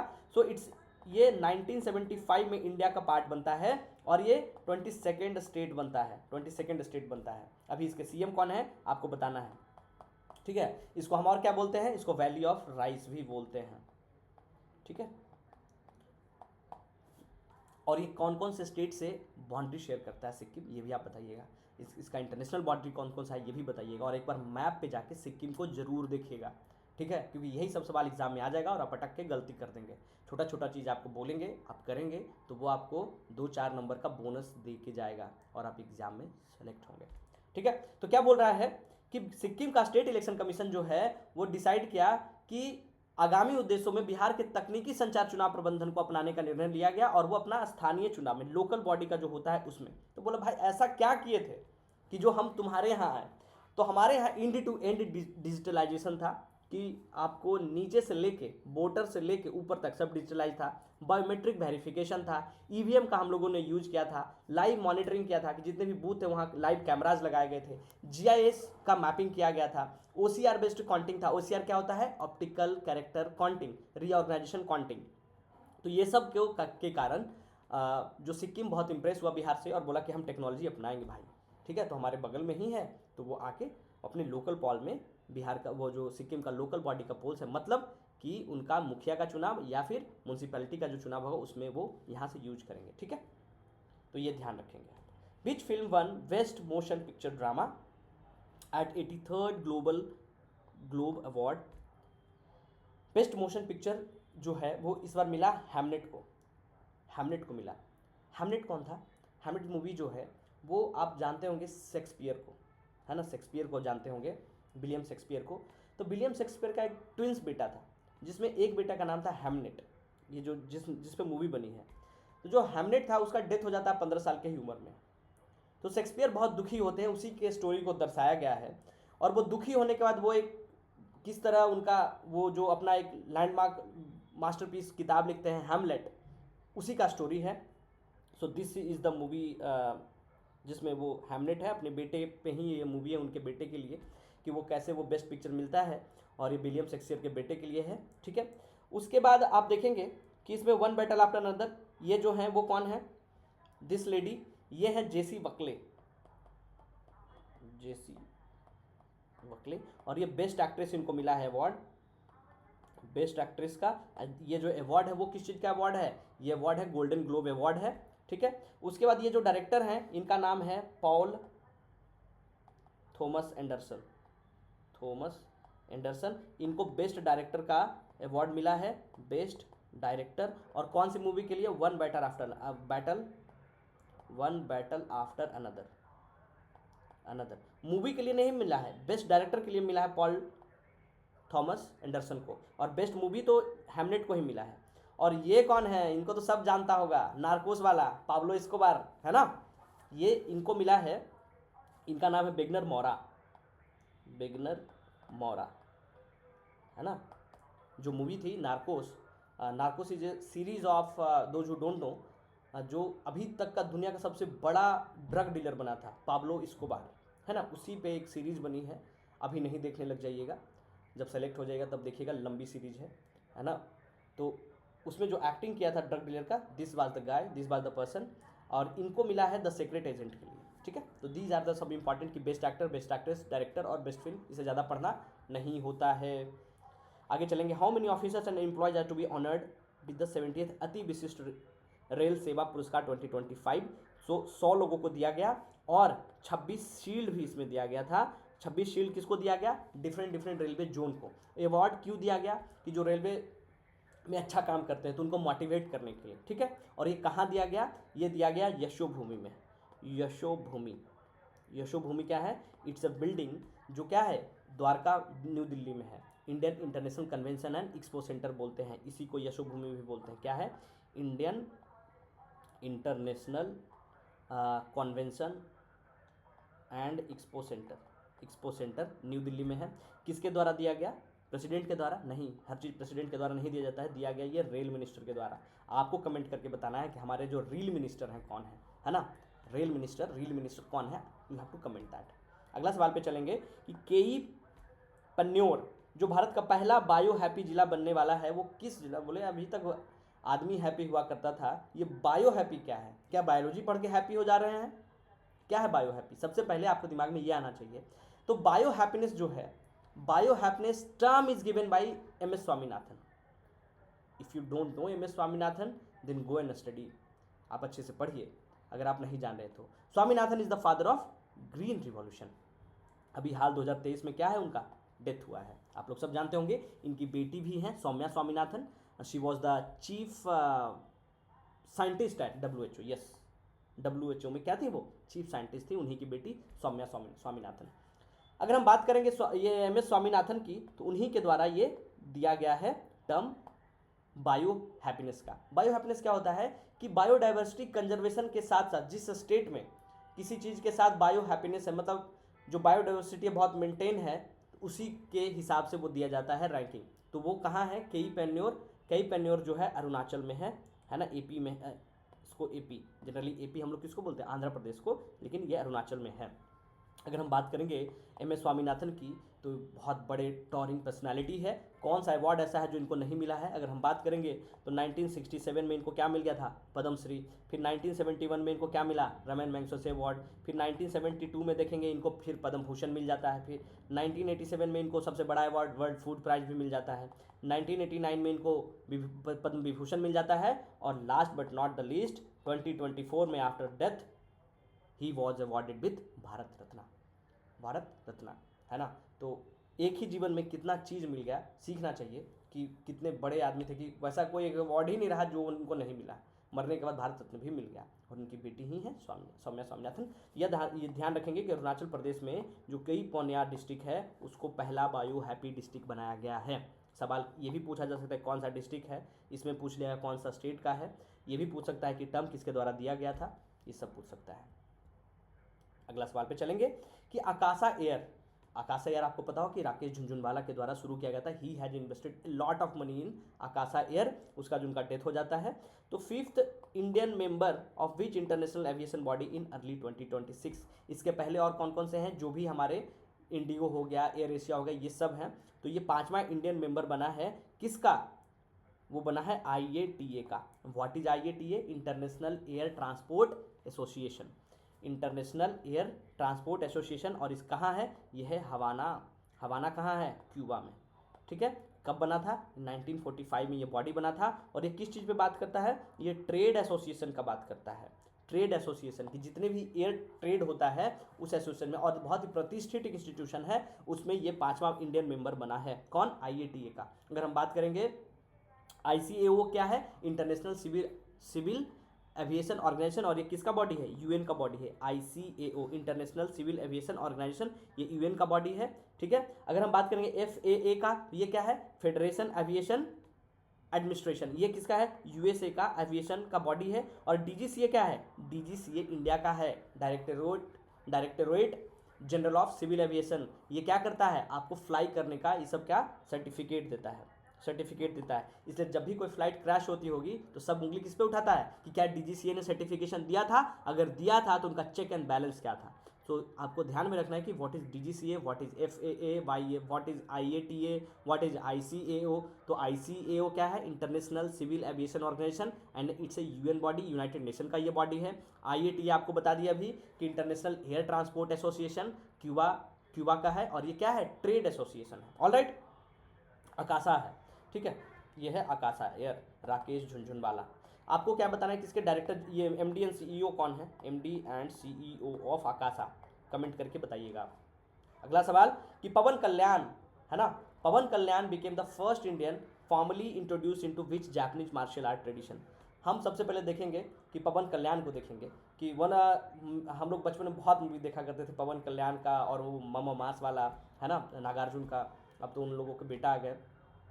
तो पवन कल्याण जो है, इनके बड़े भाई चिरंजीवी हैं। तो इनका बाल बच्चा सब वो अल्लू अर्जुन और ये सब भाई भतीजा ही है इनका। ये इन्होंने एक पार्टी बनाया है, और पार्टी का क्या नाम है, जन सेवा पार्टी। और जन सेवा पार्टी कब बनाया है, 2014 में। ठीक है, और ये अभी क्या है, ये डिप्टी CM भी हैं, है ना, मतलब जहाँ गए वहाँ हिला के रख दिए। डिप्टी CM कहाँ, आंध्रा। ठीक है, आंध्रा। आपको हम बताते चले कि इनको जो पवन कल्याण का जो पवन टाइटल है ना, इनका नाम पवन नहीं है, पवन इज एक टाइटल इनको दिया गया था किस चीज़ में, ये ब्लैक बेल्ट है, ब्लैक बेल्ट किस में, कराटे में। और 1997 में ये इनको ब्लैक बेल्ट मिला था कराटे में, और वहीं टाइटल दिया गया था पवन का, क्योंकि ये बहुत तेज कराटे करते थे इसलिए। तो ये जो अभी जो इनको मिला है, ये पहले इंडियन बने हैं, ये केंजुसू में बना है ना, समुराई तलवारबाजी। केंजुसू क्या है, इट्स ए शोर्डशिप, है ना, शोर्डमैनशिप होता है। ये जो शोर्ड्स होते हैं तलवारबाजी में, इनको पहले इंडियन बने हैं जो जापानीज एक मार्शल आर्ट है उसमें ये बहुत औपचारिक रूप से सामने वाले पहले भारतीय बने हैं। ठीक है, तो याद रखेंगे समुराई तलवारबाजी, इंग्लिश में उसको क्या बोलते हैं, kenjutsu. Kenjutsu, I might be pronouncing not right, सही नहीं प्रोनाउंस कर रहे होंगे, बट जापानीज कहाँ से हम बोल पाएंगे। केंजुशु इसको बोलते हैं, और ये क्या है, इट्स ए शोर्डमैनशिप, तलवारबाजी का एक तरीका है, और जो क्या है एक मार्शल आर्ट है, जापानीज मार्शल आर्ट है। आपको बता दिए कि इनको ब्लैक बेल्ट 1997 में भी मिला था, और बाकी तो सब जानवे करते हैं। इंडस्ट्रियलिस्ट श्रीनिवास डेम्पो, टेम्पो नहीं डेम्पो, ठीक है, ये क्या है, इंडस्ट्रियलिस्ट है और ये गोवा के रहने वाले हैं शायद। Awarded the knight of the order of the star of Italy for his contribution to, किस चीज़ के लिए, strengthening India Italy ties and supporting Italian citizen के लिए। ये क्या है, ये गोवा में इनको दिया गया।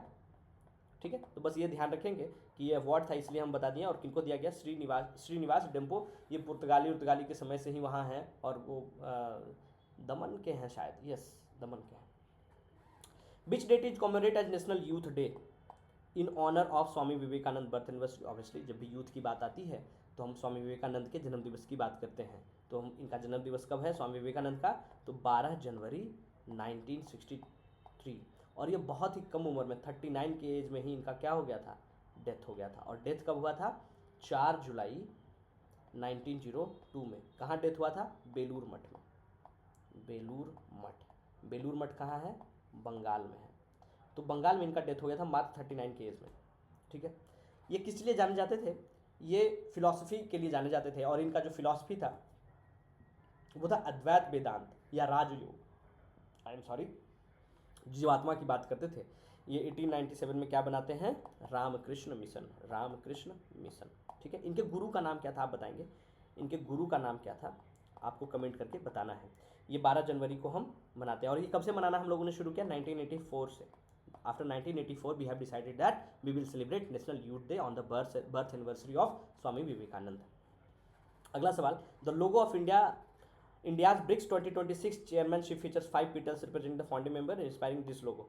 ऑब्वियसली लोटस, अभी हम लोगों ने डिस्कस कर लिया था कि in this year 2026 we are going to take the presidentship of BRICS countries, and we have launched the new logo and new website, and the logo and website was launched by our external affair minister S. Jaishankar. Israel announced with its withdrawal from 7 UN linked bodies citing which primary reason। आपको पता है US कितना bodies निकला, 66 body को छोड़ा। US का ही कौन है, चेला है ना, यूएस का ही क्या है, चेला है।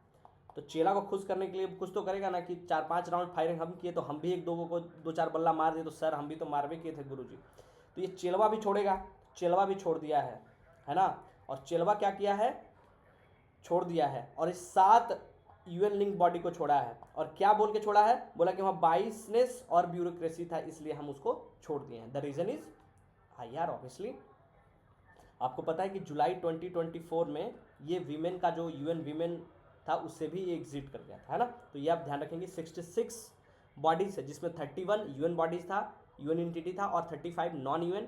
और जो इजराइल है वो 7 यूएन लिंक बॉडीज से क्या है, विड्रॉ कर लिया है, and the reason was wiseness and bureaucracy. अब अगला सवाल है, असरसन रीजन के Kajra solar project uses lithium ion phosphate batteries for storage. आपको बताया था BESS, battery energy storage system, और किसका था वो, LIFE, lithium iron and phosphate का। सही बात है। और इसका रीजन क्या दिया कि batteries are design to store day time solar power supply through 132 grid peak hours. तो ये सही बात है, तो सही बात, लेकिन क्या इसका रीजन ये सही दिया गया है कि हम इसलिए ये बैटरी यूज किए हैं, नहीं। तो दोनों सही है, option A and B both are true, but reason is not true. ये तो हम बता रहे हैं कि क्यों बैटरी लगाए हैं उतना कैपेसिटी का जो इतना बिजली देगा। ठीक है, India's first fully paperless district judiciary was inaugurated in January 2026 in which district of Kerala. Obviously जब भी कोई पेपरलेस की बात होगी, जीरो लिटरेसी 100% होने की बात होगी, तो वो कौन सा स्टेट है, दैट स्टेट इज केरला। तो किसके द्वारा ये किया गया, इनॉग्रेट किया गया, हमारे जो जस्टिस साहब हैं, चीफ जस्टिस साहब सूर्यकांत, इन्हीं के द्वारा इनॉग्रेट किया गया। और ये वायनाड डिस्ट्रिक्ट में किया गया, कलपेटा। ठीक है, ये फुल्ली पेपरलेस डिस्ट्रिक्ट जुडिशरी हो गया है, जिसको इनोग्रेट किन्होंने किया, सूर्यकांत ने, और ये कहाँ है, वायनाड कलपेटा में, ये आप ध्यान रखेंगे। अगला सवाल, who is the first women chief justice of Meghalaya high court? अगर हम बात करेंगे तो उनका नाम है Revati Mohite Dere, Revati Mohite Dere, and here she is Revati Mohite Dere, and she is from Pune Maharashtra, Pune Maharashtra से हैं रेवाती मोहितो देरे। अगर हम बात करेंगे इनका कि ये ली हैं ओथ शिलोंग में, तो क्या शिलोंग में कोर्ट कब बना? तो जो मेघालय हाई कोर्ट है, मेघालय हाई कोर्ट कहाँ है? शिलोंग में है, शिलोंग में है। ये 2023 में इस्टेब्लिश हुआ, you should know that. And before क्या था ये, यहाँ एक बेंच बैठा करता था, कहाँ का? गुवाहाटी का, गुवाहाटी हाई कोर्ट का एक बेंच बैठा करता था, बट आफ्टर 13 वहाँ एक प्रॉपर हाई कोर्ट बन गया। तो ये ध्यान रखना है कि Shillong high court was establish in 2013। Alright, आगे चलेंगे। अगला सवाल कि which state launch the country first dedicated deep tech startup policy? जब भी डीप टेक स्टार्टअप पॉलिसी की बात आएगी, बिहार तो होगा नहीं, है ना, ये सब साउथ में चले जाइए। और ये तमिलनाडु ने लॉन्च किया है, और ये कंट्री का पहला dedicated deep tech startup policy किया है। इसमें क्या बोलेगा, एडवांस रिसर्च करेंगे, किस चीज़ के लिए? कॉमर्शियल एंड स्केलेबल सॉल्यूशन के लिए। और ये क्या होगा, एक साइंस बेस्ड इंटरप्रेन्योरशिप होगा इंडिया में। तो ये ध्यान रखेंगे कि deep tech startup policy Tamil Nadu के द्वारा लॉन्च किया गया है। अगला सवाल, by what date is the remaining portion of 301 megawatt solar plus 495 megawatt are battery project at Kajra expected in completed? Kajra is in Begusarai, Begusarai. और ये कब होगा? आपको बताए थे कि जनवरी 2027 में होगा। ये बोगस सवाल है। अगला है सरसन रीजन की महारानी कामसुंदरी देवी। आपको बताए थे कि she was the third wife of Raja Kameshwar Singh, he was the last king of Darbhanga Raj. Was known for her philanthropic activities, लग तो रहा है सही बात है, लेकिन क्यों? She supported the poor and needy performance religious activities, सही बात है। और इसका आंसर क्या हो जाएगा? ए। ये भी क्या है सवाल है, बस इसलिए कि यू शुड नो कि who is Kamsundari Devi and why she was philanthropist, क्योंकि उन्होंने बहुत दान वान किए थे। इनका कोई बच्चा नहीं था। तो ये when she was young and when she was 93 year old. तो देखिए किस तरीके से उम्र ढलता है, आदमी को अपनी उम्र, अपनी सुंदरता, इस सब चीज़ पे घमंड नहीं करना चाहिए। Which agency develop the national IED?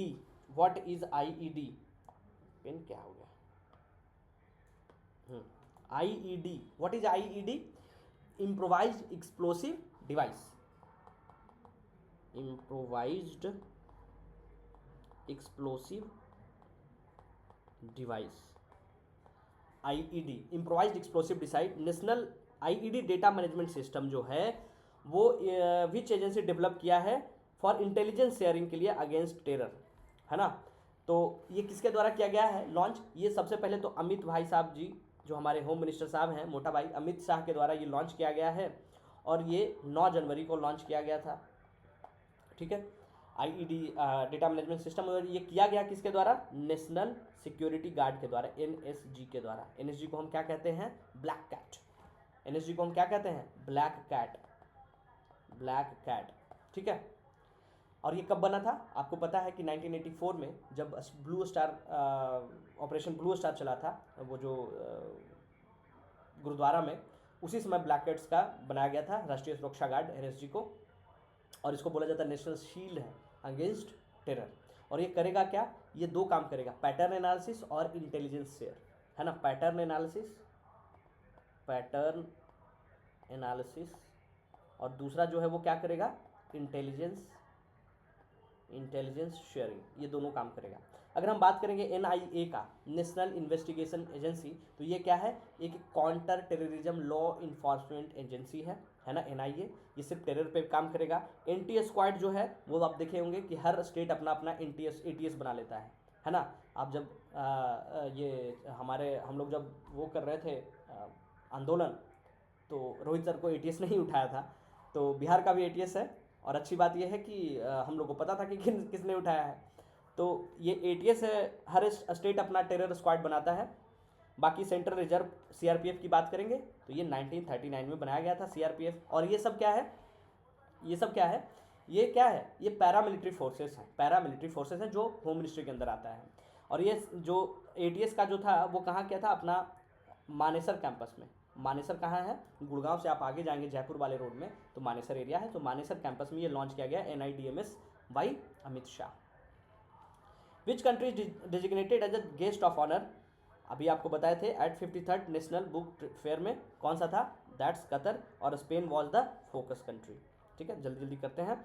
Swati Shanta Kumar received the UN secretary general award 2025 for her project title, कौन सा टाइटल? ये एक आर्मी की क्या है? आर्मी ऑफिसर हैं, इंडियन आर्मी में आर्मी ARMY आर्मी ऑफिसर हैं, और इनका जो equal partners and lasting peace जो प्रोजेक्ट टाइटल था, इसी के लिए इनको UN सेक्रेटरी जनरल अवार्ड मिला है। हेयर शी इज स्वाति शांत कुमार, स्वाति शांता कुमार है ना, स्वाति शांता कुमार कह सकते हैं, और इंडियन आर्मी का ऑफिसर है। और ये कहाँ गई थी? साउथ सूडान में, साउथ सूडान। आप इनका कैप देख रहे होंगे, ये क्या है? UN पीस कीपिंग का कैप है, जिसको हम क्या बोलते हैं? ब्लू हेलमेट्स कहते हैं, ब्लू हेलमेट्स है ना। और ये क्या है? Authorise by UN security council. ये क्या करता है? ब्लू जो हम लोग UN पीस कीपिंग फोर्स देते हैं, वो काम क्या करता है? वो हेल्प करता है कंट्रीज़ को कि आप कॉन्फ्लिक्ट को छोड़ के पीस की तरफ बढ़े, है ना, उसी के लिए। तो हर एक कंट्री से वहाँ का जो आर्मी होता है, कुछ सेलेक्टेड ऑफिसर्स जाते हैं और UN में जाते हैं, और वो डिफरेंट डिफरेंट कंट्रीज भेजे जाते हैं, उसी के लिए इनको अवार्ड मिला है, और उनका टाइटल था equal partners and lasting peace. अगला सवाल, who is the author of book sing dance and leadership lessons from the life of Shri Srila Prabhupada. अगर आप ये मंदिर जानते होंगे, इस्कॉन, ISKON है ना, के नहीं,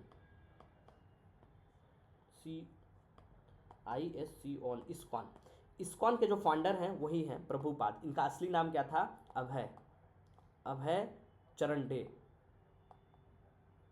डे, ठीक है। और इनको बाद में बोला गया कि भक्ति वेदांत स्वामी, या बहुत सारा नाम है, श्री प्रभुपाद, यही हैं किसके फाउंडर? इस्कॉन के फाउंडर।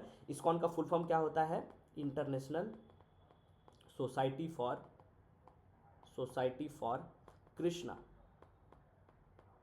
कृष्णा कॉन्शियसनेस। और ये कब बना? ये बना 13 जुलाई 1966। कहाँ? न्यूयॉर्क में, न्यूयॉर्क सिटी में। और इसका हेडक्वार्टर कहाँ है? हेडक्वार्टर कहाँ है? ये बंगाली थे तो हेडक्वार्टर बंगाल में रहेगा, मायापुर वेस्ट बंगाल में। और ये प्रमोट क्या करता है? भक्ति योगा को, है ना। और ये बोलता है कि अल्टीमेट ट्रुथ जो है वो है लॉर्ड कृष्ण।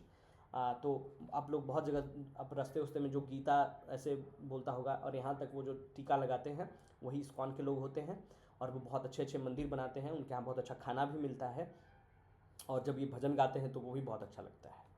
तो यही है, और इन्हीं पे किताब लिखे हैं। और किताब किन्होंने लिखा है ये तो बताएंगे, हिंडोल सेनगुप्ता के द्वारा ये किताब लिखा गया है। ये बुक का कवर है, हिंडोल सेनगुप्ता के द्वारा लिखा गया है। And this person is Abhay De, और जिन्हीं को हम क्या कहते हैं? Is the founder of ISKCON, और इनको हम क्या कहते हैं? प्रभुपाद। ठीक है। On which river Kamala hydraulic project located? अभी हम लोगों ने डिस्कस किया था Subansiri, and Subansiri is the tributary of Brahmaputra.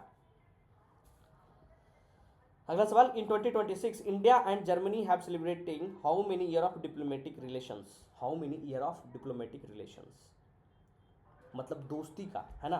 तो ये सवाल इंपॉर्टेंट इसलिए हो जाता है कि हम लोगों ने स्ट्रैटेजिक पार्टनरशिप 2025 25 साल हम लोगों ने इसका स्ट्रैटेजिक पार्टनरशिप जो है हम लोगों ने 25 साल का किया है। बट डिप्लोमेटिक रिलेशन जो है, पेन कहाँ गया?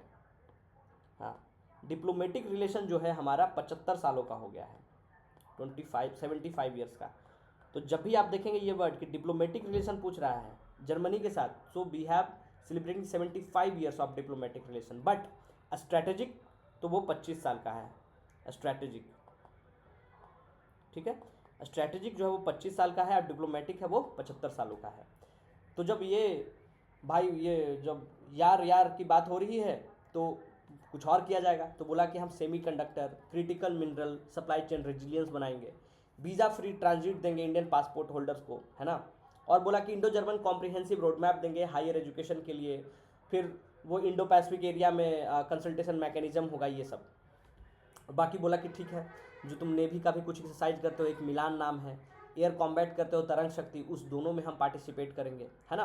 तो ये सब चीज़ के लिए अगर हम बात करेंगे जर्मनी की, तो जर्मनी जो है 9th, जब भी लिखते हैं ना तो ठीक से लिखा नहीं रहा, 9th क्या है ये, largest FDI investor in India है, 9th largest FDI investor in India. और हमारा जो बायलैटरल ट्रेड का जो क्रॉस कितना कर गया है नंबर, वो है $50 मिलियन का। $50 मिलियन ट्रेड हम 2024 तक का अगर हम देखेंगे डेटा, तो we have crossed $50 million of trade, bilateral trade. So we have celebrating 75 year of diplomatic relations and 25 year of strategic location. इसमें ही वीज़ा फ्री ट्रांजिट दिया गया इंडियन पासपोर्ट होल्डर को। सेमीकंडक्टर क्रिटिकल मिनरल्स का supply chain बनाने की बात की जा रही है ना। Indo German comprehensive road map, आपको पता है जर्मन गाड़ियाँ बहुत अच्छी होती है। इंडो पैसिफिक कंसल्टेशन, ये सब की बात की जा रही है। अगला सवाल कि विच scheme launch in 2024 as a part of government effort to expand the fishery sector. When I was discussing that we are the second largest fish producer country in the world and और क्या discuss किए थे हम लोग, बहुत सारी schemes discuss किए थे। और हमारा टारगेट जो है वो 2014-15 के करीब अभी क्या हो गया था 197 पॉइंट समथिंग, जो कि डबल था। तो ये बोल रहा है कि ये जो कुछ स्कीम है वो लॉन्च कब किया गया था, तो हम आपको बताए थे ये क्या है, PMMSY मतलब प्रधानमंत्री मत्स्य संपदा योजना, और ये 2020 में लॉन्च किया गया था 10 सितंबर के आसपास। FIDF क्या है, fishery and aquaculture infrastructure development fund, and this was established in 2018 and 19 के आसपास। PM किसान की बात करेंगे तो PM किसान क्या है, PM किसान सम्मान निधि, ये 1 फरवरी 2009 को यूज किया गया था PM किसान। और ये फिशरी के लिए तो है ही नहीं PM किसान। PM किसान किसके लिए है कि 6,000 रुपया दिया जाएगा फार्मर्स को 2-2 हज़ार करके 3 बार में 1 साल में। तो PM किसान वो है प्रधानमंत्री किसान सम्मान निधि योजना, ठीक है। तो ये जो बच गया PMMKSSY, वही क्या है, वो 2024 में लॉन्च किया गया था, ये ध्यान रखेंगे, कभी कभी पूछ देता है इसलिए ऐसा सवाल डाले हैं। विच स्पेसिफिक ICJS मॉड्यूल, ICJS क्या था, इंटरऑपरेबल क्राइम जस्टिस सिस्टम, जो आपको बताया था 2.0 में जो उत्तराखंड को नंबर 1 मिला, और दूसरे नंबर पे हरियाणा को मिला, और तीसरे नंबर पे आसाम को मिला। उसमें use for electronic device management mention in sources, तो वो कौन सा सोर्स को मेंशन किया गया था, तो वो था ई संख्या, है ना, ई संख्या। ये किसके द्वारा डेवलप किया गया था, आपको बताए थे NIC के द्वारा, नेशनल इंफॉर्मेटिक्स सेंटर, जो क्या है भारतीय नागरिक सुरक्षा संहिता पे काम करता है। ई संख्या। ई जो अगला जो ऑप्शन है न्याय श्रुति, न्याय श्रुति क्या है, विटनेस टेस्टिमोनीज के लिए काम करता है। न्याय श्रुति मतलब न्याय के सुनने की बात की जा रही है, इस तरीके से याद रखेंगे, विटनेस को सुनने की बात की जा रही है। ई समन, समन क्या होता है, कोर्ट का नोटिस को हम लोग समन बोलते हैं।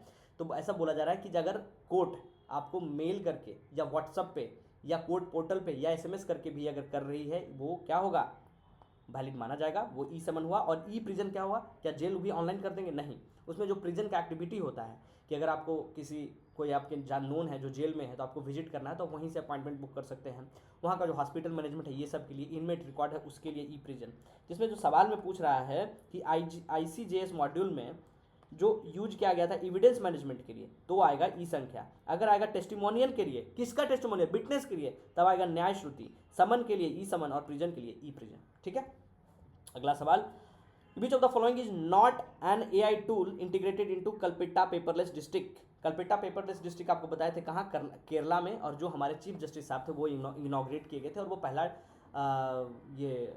डिस्ट्रिक्ट क्या बोलते हैं उसको, कोर्ट बना था, ठीक है। तो इसमें क्या था, ये ऑटोमेटेड लीगल सेंटेंसिंग के लिए बात नहीं करता है, not an AI tool, case summarisation के लिए करता है, वॉइस टू टेक्स्ट ट्रांसक्रिप्शन के लिए भी करता है, डिजिटल एनोटेशन ये सब भी करता है। बट इसमें जो ऑटोमेशन लीगल सेंटेंसिंग है, ऐसा नहीं कि आप उसमें डाल दिए सब कुछ और वो खुद ही से आपको लीगल सेंटेंस दे दे कि तुमको फांसी हो जाएगा, तुमको 20 साल का सजा है, तुमको 4 महीने का सजा है, इतना जुर्माना है, ये सब नहीं है, उसके लिए जज रहेंगे। बाकी उसके अलावा केस का समनाइजेशन के लिए वॉइस टू टेक्स्ट की जगह उनको लिखना है तो वो बोलते जाएंगे और वो टेक्स्ट में कन्वर्ट होते चला जाएगा। डिजिटल एनोटेशन के लिए भी है, लेकिन जो AI टूल यूज नहीं किया गया है वो है ऑटोमेटेड लीगल सेंटेंसिंग के लिए, ठीक है, ये ध्यान रखेंगे। अगला सवाल, as per the recent agreement which facility has Germany announce for Indian passport holders. ये आपको भी बताए थे कि हम लोगों ने 25 साल स्ट्रैटेजिक और 75 साल हम लोगों ने अपना डिप्लोमेटिक रिलेशन के लिए दिया है। तो वो क्या था, वीज़ा फ्री ट्रांजिट के लिए, वीज़ा फ्री ट्रांजिट के लिए, ठीक है। जिसमें हम लोगों ने क्या बात किया था कि हम लोग एजुकेशन के लिए भी कुछ करेंगे, और क्या क्या था, एजुकेशन के लिए था हम लोगों ने क्या सेमीकंडक्टर के लिए बात किए थे कि सेमीकंडक्टर का करेंगे, critical mineral supply chain resilience बनाएंगे, और क्या था, Indo German comprehensive road map बनाएंगे हायर एजुकेशन के लिए, इंडो पैसिफिक बनाएंगे, ये सब के लिए। और जो जर्मनी है वो क्या है, हमारा 9वां क्या है, FDI इन्वेस्टर है इंडिया में, और बायलैटरल टेल हमारा 2024 में $50 मिलियन का क्रॉस कर गया है, ठीक है, और मिलान और तरंग संगति में पार्टिसिपेट करने के लिए भी बोला था, ठीक है, और वीजा फ्री ट्रांजिट। तो इसका आंसर क्या हो जाएगा, वीजा फ्री ट्रांजिट आगमन पर, ये सॉरी वीजा मुक्त परागमन के लिए। अगला सवाल, saffron cultivation in Bihar under the new patent uses which technology, that is in vitro tissue culture. ये बहुत बार डिस्कस कर लिए हैं। अगला सवाल जो है, वर्ल्ड हिंदी डे, विश्व हिंदी दिवस commemorate the first Hindi conference held in which city. तो दैट सिटी इज नागपुर, है ना, दैट सिटी इज नागपुर। कि वर्ल्ड हिंदी डे, विश्व हिंदी दिवस किस शहर में आयोजित करने वाले हिंदी दिवस मनाया जाता है। ये कब मनाया जाता है विश्व हिंदी दिवस, आपको ये पता होना चाहिए। जनवरी 10 को हम लोग मनाते हैं, जनवरी 10 को हम लोग मनाते हैं, to promote Hindi, promote Hindi, Hindi को प्रमोट करने के लिए।